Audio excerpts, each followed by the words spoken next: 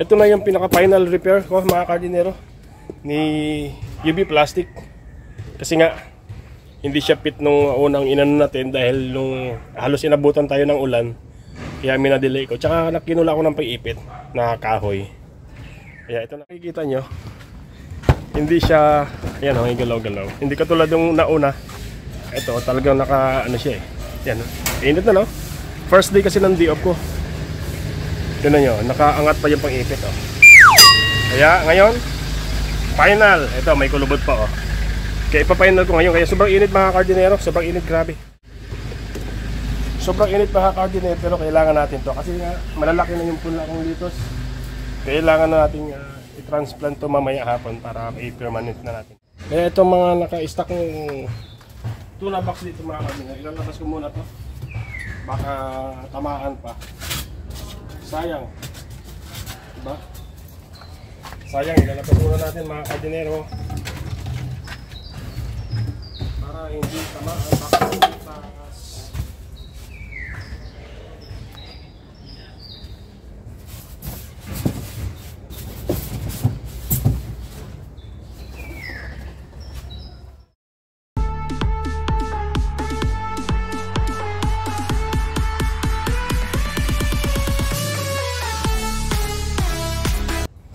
First day ng off, it's Saturday. Ito na yung final repair ko ng aking kunyaring greenhouse na mukhang greenhouse na rin.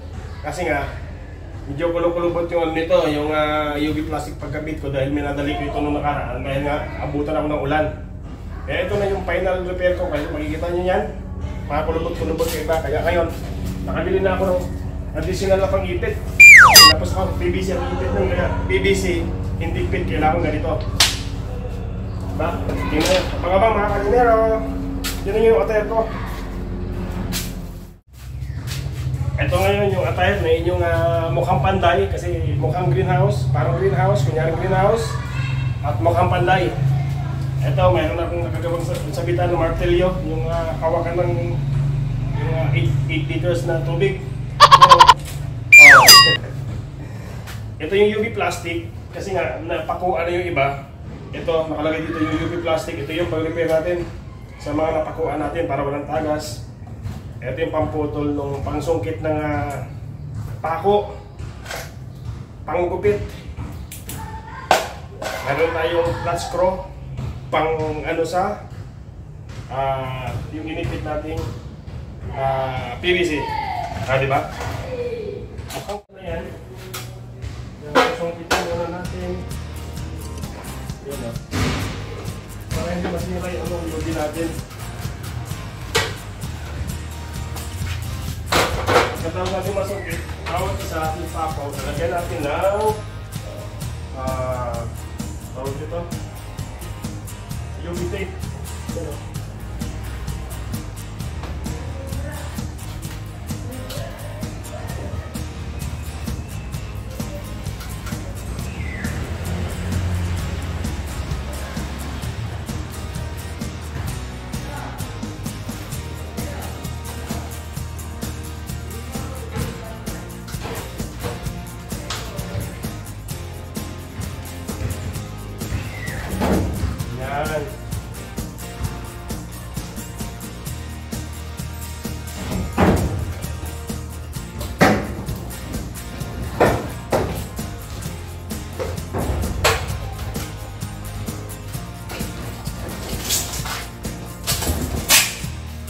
Lagyan natin ng UV tape.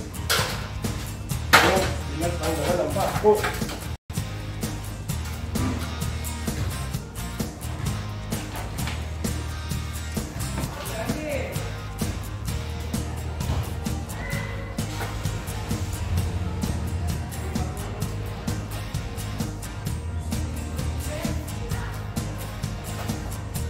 Matrabaho ito, matrabaho.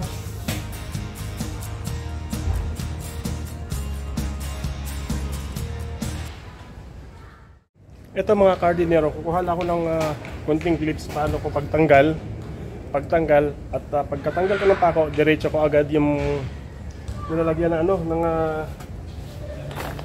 repair tape para hindi makaligtaan mga kardinero yung butas, di ba? diretso agad. Pagkatanggal ko ng pako, diretso agad, lagay ng UV tape. Hirap, isa lang ako mga kardinero. Kaya pagtyagaan natin to. Kasi ito yung final repair.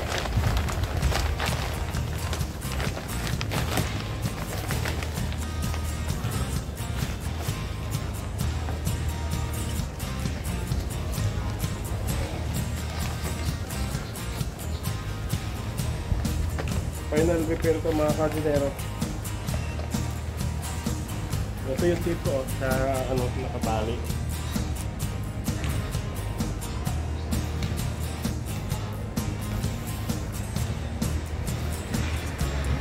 Ano na lang? Tatlo na lang. Pag matanggal ko lahat, saka na natin i-fix. Yan. Ito.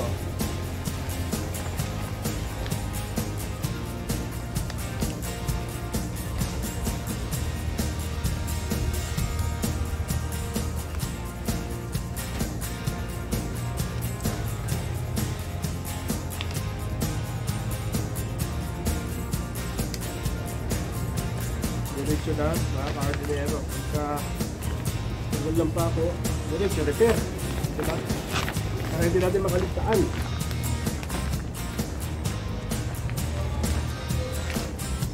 Grabe yung init mga ka-hardinero. Grabe.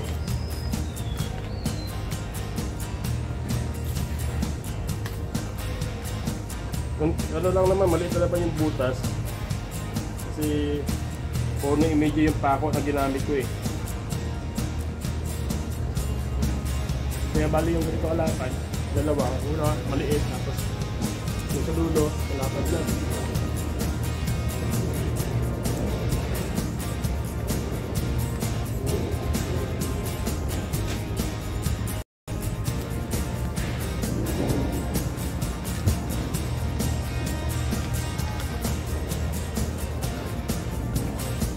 So isa lang mga kardinero para hindi natin makaligtaan yung butas. Grabe init, ahap din ha.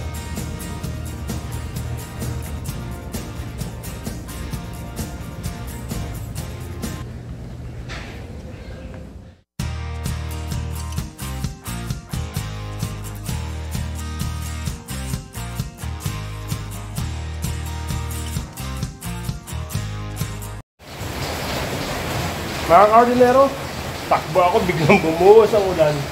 Siyempre wala pa tayong tulog mula pa kagabi. I-duty natin kagabi. Yun, sinabaho. Kasi kailangan may magawa ako ngayon sa aking greenhouse bago matulog. Tumakbo ako kasi biglang bumuhos ang ulan. Ang init-init. Sila yun. Biglang bumuhos ang ulan. Ayan. Pero nabaklas ko na yan. Nabaklas ko na yung halos kalahati. Yan, kasi dapat yung doon, pag malagyan ko ng tape, mamaya yung UV tape, yung repair tape, bibinatin ko na yan para final na yan. Para mainat siya ng husto mga kardinero. Pero biglang bumuhos ang ulan. Sige na, maya. Hello mga kardinero, resume na ako habang hindi pa mainit kasi katapos lang ng ulan. Resume na ako. Nilalagyan ko lang ng tape yung mga pinagpakuan para hindi tumagas.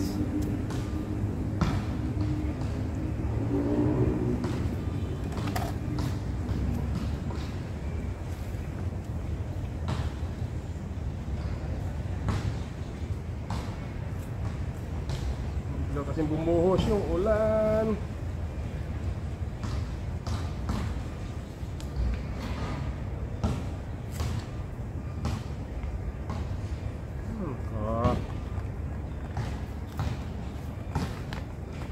Ayusin na natin to kasi nagkagastusan natin ito.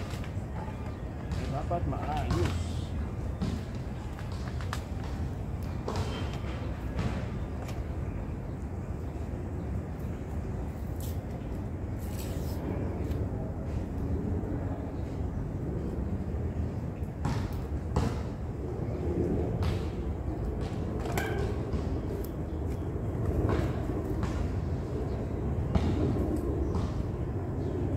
Kasi mga bandang alas 10 to, wala nang init dito.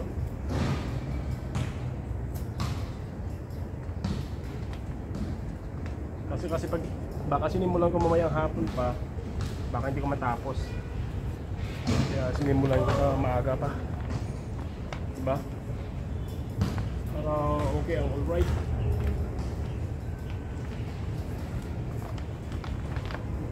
Yan oh.